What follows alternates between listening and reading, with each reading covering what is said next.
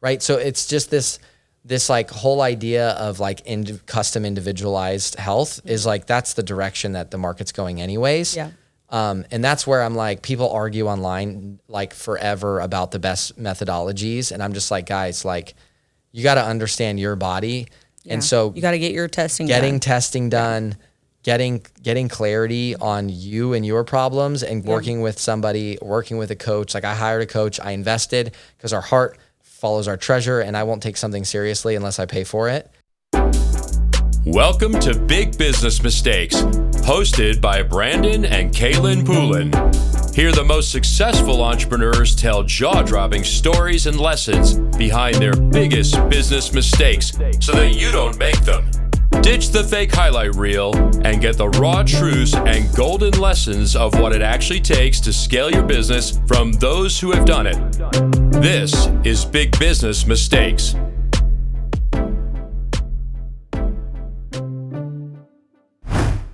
What's up, guys? Welcome to the Big Business Mistakes Show. Whoop, whoop. I'm Brandon Poulin, and this is your co-host, Kaylin Poulin. Yeah, so good to be here with you guys. We're pumped today. We're going to be talking about secret health hacks for busy entrepreneurs. Ooh, all the hacks. We got any busy entrepreneurs out there?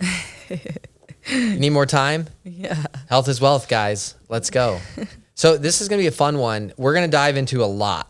This is like so natural for us because like we've been in the health industry for a decade. Yes. We had a health company. We helped 700,000 people with their health. You're an IFBB Pro. Yeah. International Federation of Bodybuilding. Yeah. Well, not currently. I don't hold my status anymore, but. Oh, really? Yeah. You have to like hold it? Yeah. I didn't know that. What do you have to do to hold it? I don't just sign a paper once a year. Oh, really? Yeah. Send in your $50. Oh, you didn't send in your $50? No. Is that right? So you can't have like the title on your like Instagram now? No, I mean, you could say that because like you've achieved it once, but like I couldn't just go compete in a show right now. Oh, okay. Yeah, which you're never going to do again. Right. So guys, we like can talk about that.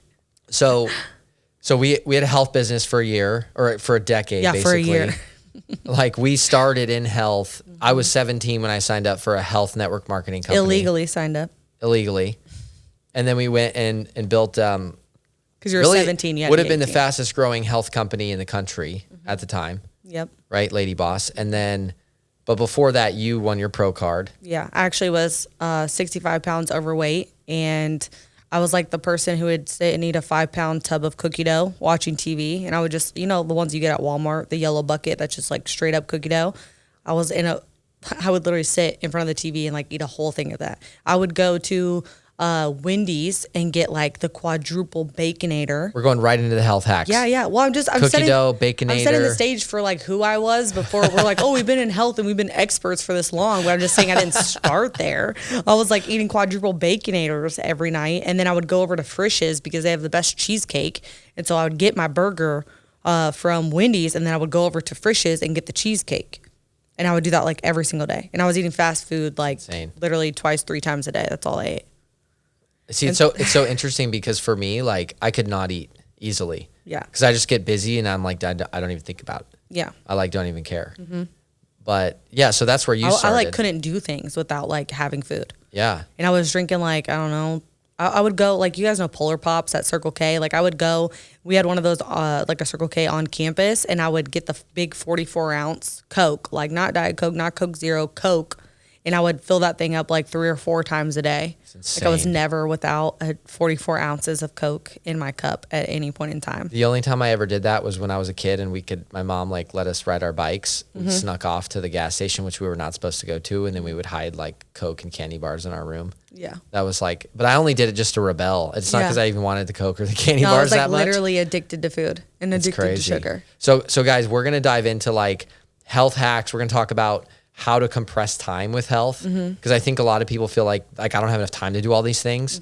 Right. And like, look, we're not Andrew Huberman. Yeah. Like we're not sitting here with like all your peer reviewed studies and all that. But what I have done is I've taken a lot of really incredible experts, a decade of experience. I think we look pretty good. Yeah. I think we walk it out pretty well. Right. I'm going to show you guys a routine that we use, that I use. And so we're going to like dive into like tactical stuff, but also like the principles of just trying so many things and also helping. Like we had a high ticket health program. We've helped thousands of people one-on-one, over 700,000 people, one to many. Like we've had generalized health. We've had dietitians, doctors, people with master's degrees on staff. And so I think we've got a lot of experience there, but like, I want to make this practical for everybody. And I would just say, you'd said we're not the Andrew Huberman, but I would say that everything that we do, like when you talk about some of the more crunchy things like red light therapy and that kind of stuff, it's like, but we have reviewed the things of the studies and the results and what it says. So yes, like we're not gonna be able to explain it like Andrew does, but we're just gonna tell you like we did the research on it, made sense to us, and it's worked for us. Yeah. So it's not just like, oh, that sounds cool, let's do it. Like we put the research and the time into why it's in our routine. And to note though as well is that there's not some like specific philosophy that we subscribe to, right? Like keto or carnivore or whatever. Like we've tried so many different things, and it's kind of like, and I switch over the seasons. Right? Like I was intermittent fasting for years and I don't anymore. And I'll get into that. But like, that's just like I think it's awesome. There is one that we just subscribe to. You know what? You know what the biggest realization, and we came to this having a health company. We just came to the fact that like whatever program that you will actually stick to is the best program. It's not the program, it's you. It's like it's never the program. It's always you. Always. But everybody's different. Right? Just like every business is different, everybody's body is different. And I think that's the realization, like just through this last 10 years in the health industry that like I've really come to is that what works for somebody doesn't work for somebody else, but it's always you. It's not the program. Right? Yep. Like, and maybe you do a program and then you transition because you get bored, right? That's like what's happened a lot for us. Yeah. So you got your IFBB Pro card. What was that like? So after I lost you guys, if you haven't yet, like if you're at a computer, Google Kaylin Poulin IFBB Pro. Check out the picture of her. She's like insanely jacked. It was like 9% body fat. Like incredible. Yeah. And well, after I lost the 65 pounds, I was like, I want to take this to the next level. So I was like, I lost weight. It was probably like I had lost like 50 pounds at this point, 55 pounds. And I said, I want to take it to the next level. Like, what else could I do? Because even though I'd lost weight, I was still kind of like, we use the term like skinny fat, right? It was like I was still in the same body. Like I still had like fat hanging out places because I hadn't toned up. Right? I didn't have muscle tone in my body. And so I was like, I want to take it to the next level where now I'm not just like a shrunken version of the one that I was before. Like I want to get fit and tone. And so I said, okay, I opened my big mouth and was like, I'm going to compete in a fitness show. And by fitness, I mean, not like bikini. I'm talking like the girls that actually have like muscle on their body and compete in a show. And I just wanted to do it for like a huge challenge. And if I could just step on stage in a bathing suit in front of, hundreds of people, like that would be the win for me. But I treated it like it was, I am going to win this show. Like I'm going to win it. I'm going to win it. And so sure enough, like I spent like 36 weeks or something going without carbs. And we'll get to like why you shouldn't cut out things in a minute. But I went like 30 weeks where I could have like 8 grams of carbs a day and they all came from spinach. I could only have a tablespoon of almond butter once a week. I could have a fourth a cup of rice once a week. And all I ate was like packets of plain tuna because I couldn't even have the flavored ones because it was too much sodium. So I could only have plain tuna or like chicken with nothing on it, with pepper on it, and broccoli, which I freaking hate broccoli. I can't stand it. And like tilapia. And so I go and compete in my first show. Tilapia. Yeah, I compete in my first show, and walking on stage was the win. Walking on stage was definitely the win for me, and that was my only expectation. It was like, I just want to get on the stage. And then you won. And then I won. Yeah, I won my class, and I won the overall for the entire show, meaning my little 5'2" body versus the 5'5" versus the 5'9" versus the 6'+. And the 5'2" and shorter. I won the entire overall of the whole show, which gave me a bid to nationals. And everyone said, don't do it, don't do it. Like, you're never going to win. It's so political. I've been competing for 10, 15 years and have never won. I've never even placed, blah, blah, blah. Don't do it. And I was like, for me, I was like, why wouldn't I do it? Someone has to win. Might as well be me. Like, why wouldn't I do it? I believe that I can. And it's so crazy thinking back now because if you reversed like a year from that moment, I was the least confident person. I would have never believed I could do something like that. And so my health literally changed my mentality and my perspective on myself and the things that I could accomplish. And so I went to that show and ended up winning my class at that show, which gave me my IFBB Pro card and set a world record for the fastest IFBB Pro card ever won in the world. And at that moment, I was like, I don't want to do this anymore. I don't want to do this anymore. I want to go help women that are just like me get up off the couch. I don't have an interest in building fitness.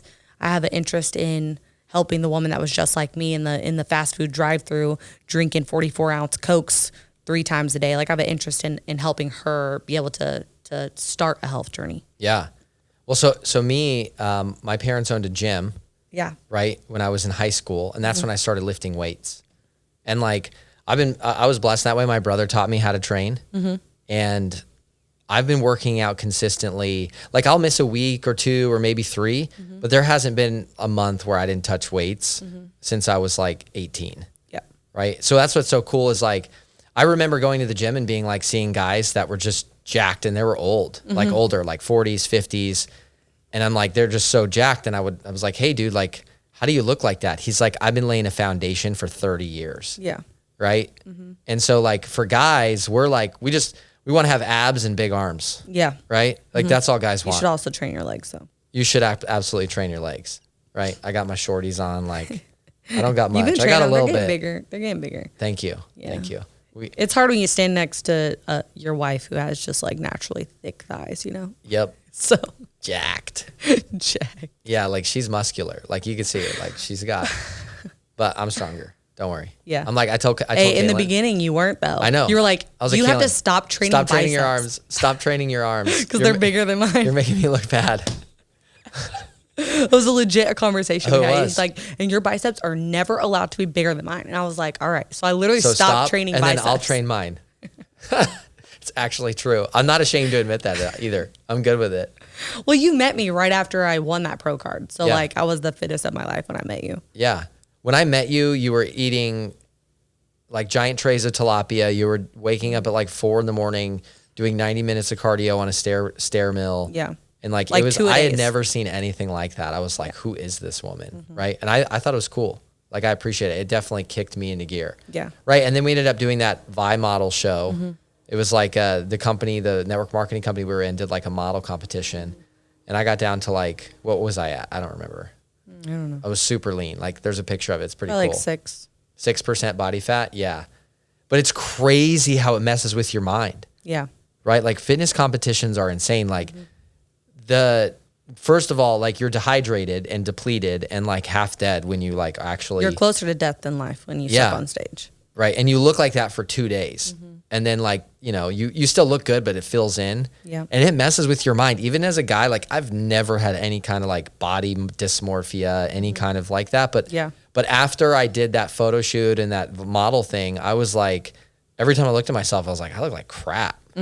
Like it took a while for me to be like, I look good. Yeah. And it wasn't like serious or anything like that. Which I'm fortunate, like I guess, cause I know a lot of people struggle with that, but it's kind of wild. So we esteem people in these magazines, but the reality is they look like that for 2 days. Yeah. They're taking water pills to deplete all of the water out of their body. So they look all like vascular and jacked and like, the day after the shoot, they don't look like that anymore.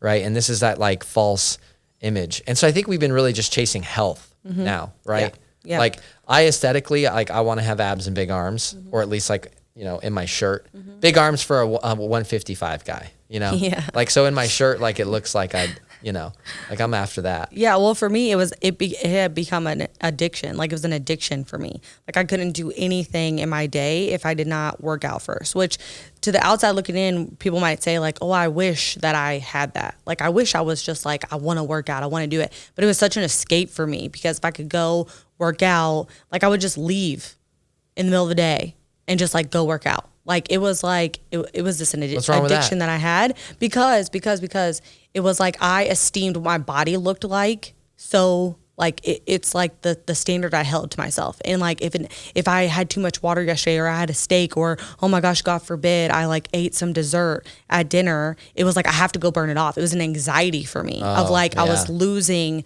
this body image that is impossible to maintain. I remember after my show, the week of my show, 4 days before, I'm only allowed, like 3 days before, I'm only allowed like caps of water. Like I can't even drink water, and you're so dehydrated, and you're literally just sipping caps of water only when you need it, only when you feel like you have to have it and you're about to die, that you can have caps of water. And then 2 days after my show, after actually having some food, having like 2 bites of pizza, I remember looking in the mirror and being like, oh my gosh, I'm getting fat.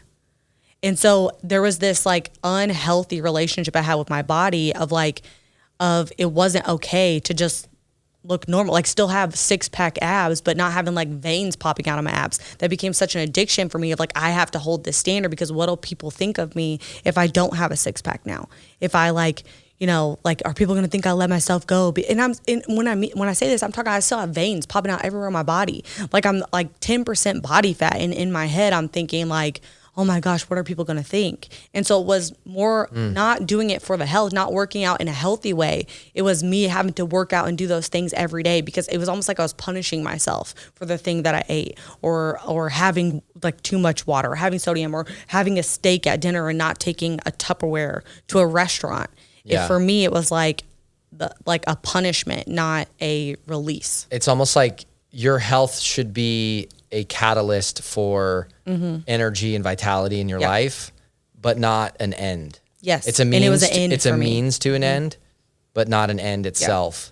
It was priority number one. Nothing else is important. Like I will sacrifice everything to like keep my 6-pack. Yeah. Yeah, I remember that. And then I remember one day I was just like, I'm like missing out on all the good things of life, like I'm like missing out on things. Like I'm saying no to dinners with people because like I don't feel like taking Tupperwares to a nice fine dining restaurant. Or like I remember people celebrating and like getting a bottle of wine and like wanting to celebrate something, and I was like, no, I won't. I couldn't have a glass of wine. Like I couldn't just like, I was in a place where I felt like if I had one thing, I would lose everything, because I had been 65 pounds overweight, that I thought if I enjoyed one thing, then everything would unravel, that my body would change overnight, that I would go back to being 65 pounds overweight overnight. And it was an extremely unhealthy place to be. See, and like, that's how I felt sometimes in business, where like, if I let off the gas just a little bit, or if I'm not like intense and focused and obsessed, then like the whole business is going to unravel. Yeah. Isn't that funny? Yeah. And it's so interesting. Like I felt the same way in that.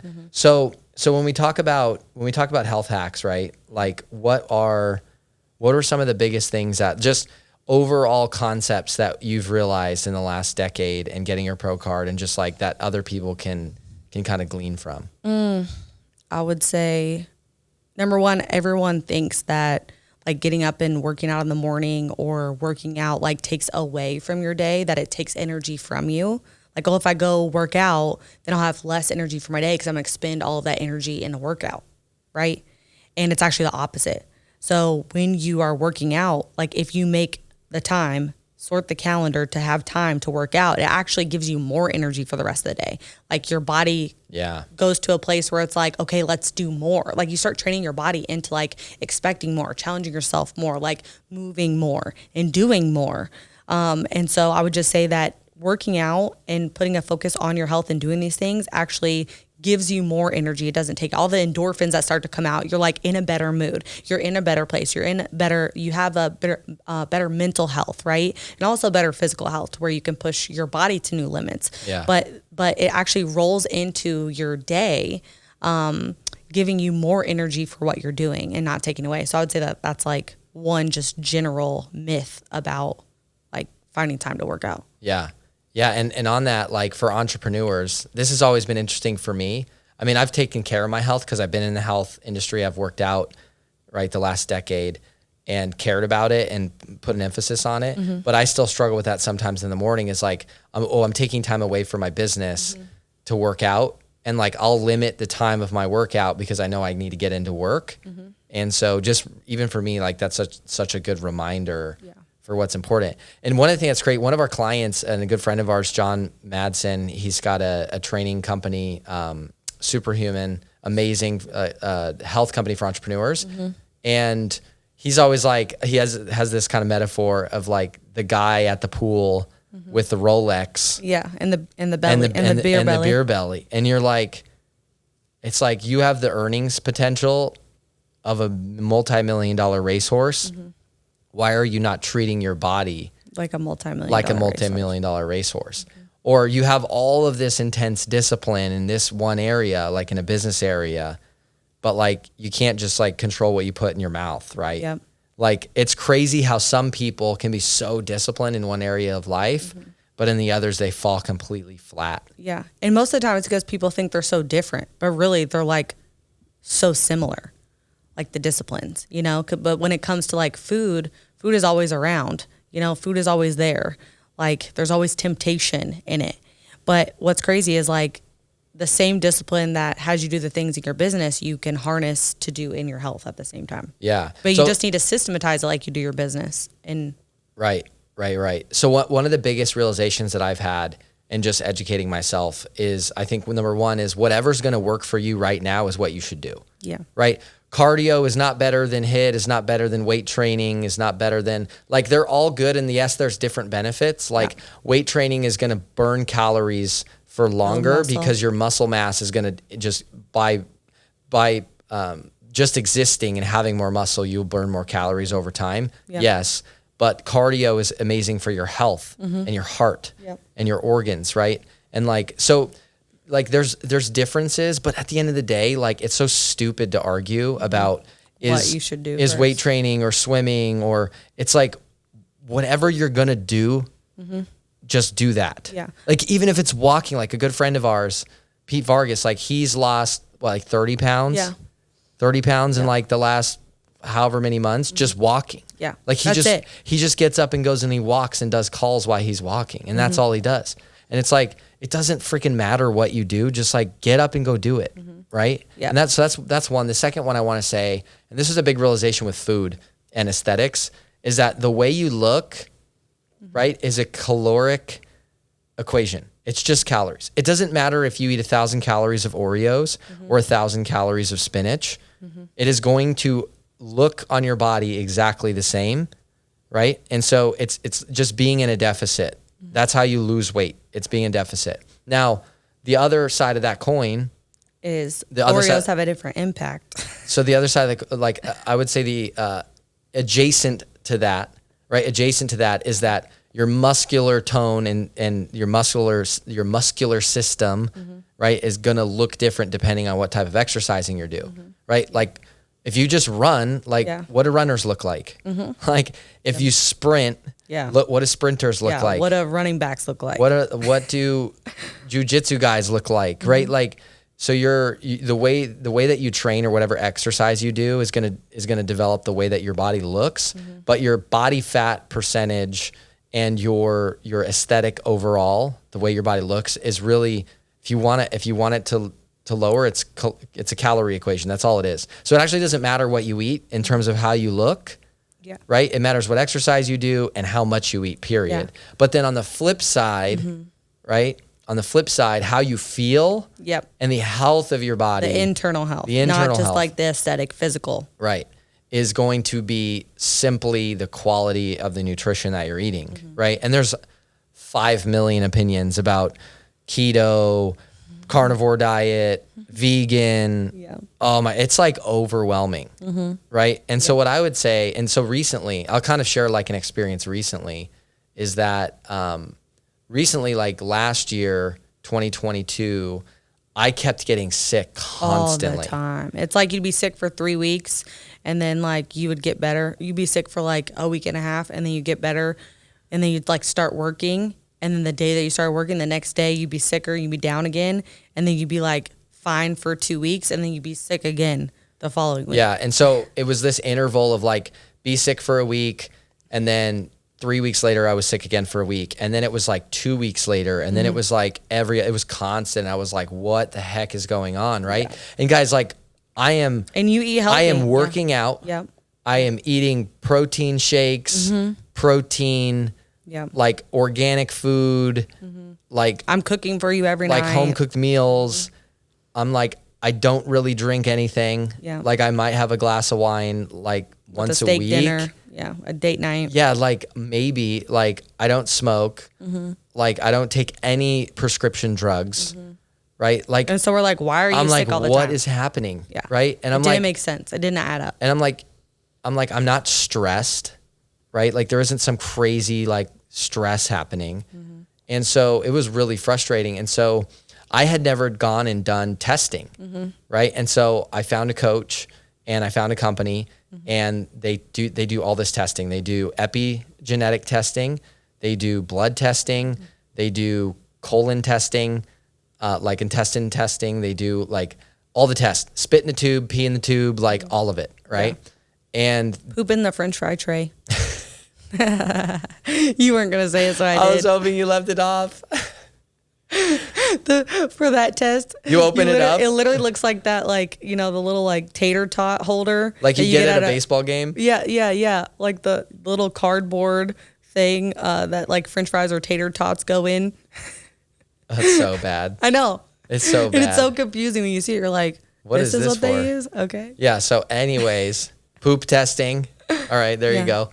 And because I was just at the end of myself, I'm just like, I was at the end of you. I was about to end you too. I'm like, guys, I've got like a concierge doctor. Yeah. Like he's more holistic, right? And like nobody like. It was just like, oh, like, your kids are in preschool and they're just coming home and bringing viruses home or whatever, and there's nothing you can do. And I'm just like, no, this is ridiculous. Like, I can't even be productive. Yeah. Right. And so that's kind of one of those frustrating points. You're like, what's happening? And this is where I really like, this was a huge epiphany for me because there's concepts and principles, right? Like eat more protein, Yep. work out, drink water, Yeah. get sleep. Yeah. Like we all know these things, And you were right? doing all of And I them. was doing all of these things, right? But I was still getting sick all the time. It was like I wasn't allergic to any food. Like I wasn't, and so it was just really frustrating. But what ended up happening was I did all these tests and it came back, and there was a couple different main things, but I'll just kind of speak to these. And this is where I really realized that everybody's body Yeah. is completely different, right? Like everybody's body's different. We have different genetics. We have different blood type. We have different orientations towards certain foods. Yeah. We have different recovery cycles. And so it was amazing to see all this testing. And so what I'd found out was basically I was doing intermittent fasting, right? For like years. And I loved it because I didn't eat until 5 p.m. Yeah, because you could just work. because I could just work. I was like, I didn't have to stop for lunch. I didn't get like, how after you eat lunch, you get all tired and you get the drag. Yeah, I just asked you if we could order lunch. You just said no. I was like, no, we're knocking these episodes out. I'm filming. I'm like, we're Oh my talking. God, I'm hungry. Yeah. Well, you brought snacks. You'll be Yeah. fine. You act like I starve you or something. I mean, you do sometimes. But I'm always That's hungry. definitely so. not true. So I'm like, I lost my train of thought. Where are we at? You got your test back, Oh yeah, I got my test back. and you were doing intermittent fasting. And I was doing intermittent fasting. And so I loved it because I'd have all this energy. I wouldn't have to stop. I wouldn't have to eat. And then I would just eat whatever the heck I wanted for dinner. And by whatever the heck I wanted, it was like a home cooked, like HelloFresh, like protein, vegetable, Yeah. healthy carb. And I'm cooking. It's healthy. There's like Yeah. not even like any cream sauce on it because I don't eat dairy. right type of meal. And I loved it. So, but what had happened is my metabolism is so fast that like I really should eat somewhere between like 2,800, 3,000 calories a day.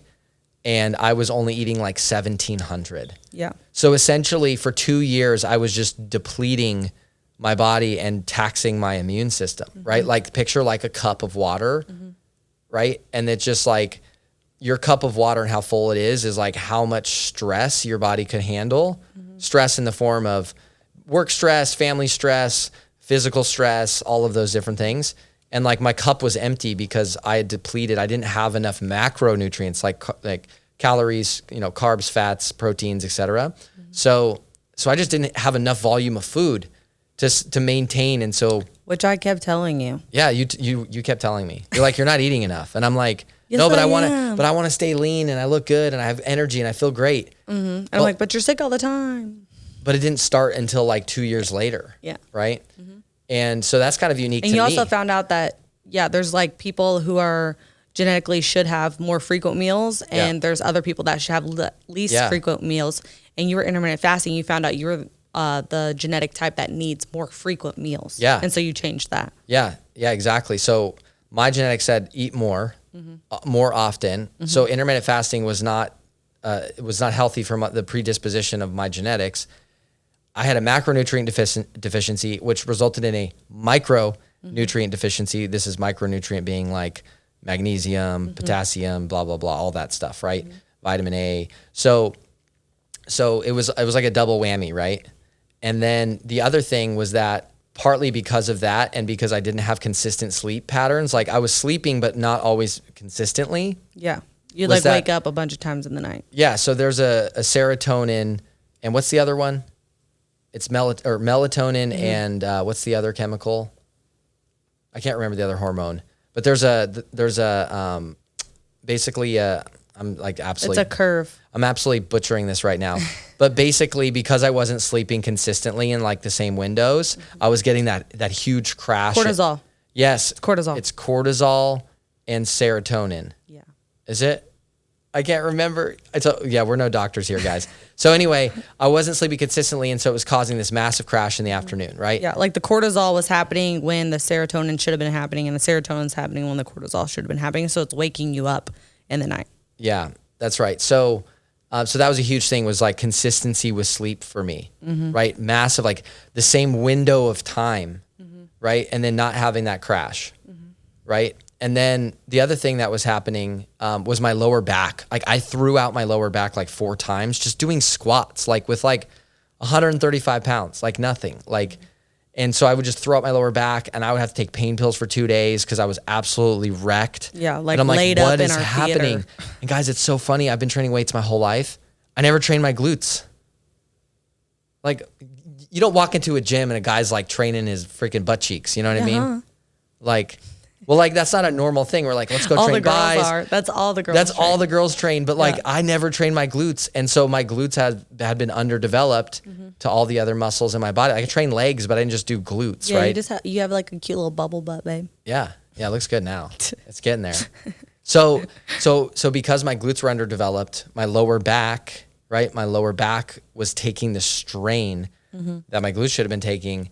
And so I started doing that glute exercises, and all of this pain's gone away. I haven't thrown it out since, right? So it's just this like whole idea of like custom individualized health is like, that's the direction that the market's going anyways. Yeah. And that's where I'm like, people argue online like forever about the best methodologies. And I'm just like, guys, like you got to understand your body. Yeah. And so you got to get your testing done, getting clarity on you and your problems, and working with somebody, working with a coach. Like I hired a coach, I invested because our heart follows our treasure, and I won't take something seriously unless I pay for it.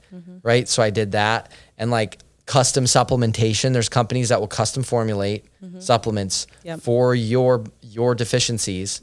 Right. And it's so funny because everyone's out there doing like, oh, NAD is so sick, and this is like the newest thing. And I'm like, NAD does nothing for you if you are not deficient in it. Yeah. So there's an antioxidant test. NAD is an antioxidant, right? Like pomegranate's an antioxidant, blueberries an antioxidant, NAD is an antioxidant. There's like 40 of them, right? And so I literally have an immunity protocol where if I start feeling sick or if I'm traveling, because of a test you did, it showed you. Yeah. It showed your immune response to a specific antioxidant, and certain antioxidants. For me, it was like 6 out of the 40 produced a high immune response, meaning like my immune system kicked into gear. Like both of ours is like shiitake mushrooms. Maitake. It's like maitake mushroom maitake is one of the mushrooms antioxidants. is one of both of ours. So I have like 6 things in a bag, and I take them whenever I start feeling sick or if I'm traveling. And that, like, guys, if you don't take like stimulants, like you don't feel supplements. Like you can't tell me that you've taken when a you supplement. take a magnesium pill, you're like, you don't feel anything when you take a multivitamin. You don't feel anything when you take most supplements. I feel energy when I take it. Like my body's getting a boost. Like there's a response. Right? And that was huge, right? And I would have never known that. And like it changes, so I retest every 6 months, and then now I have a different protocol. Which is super cool.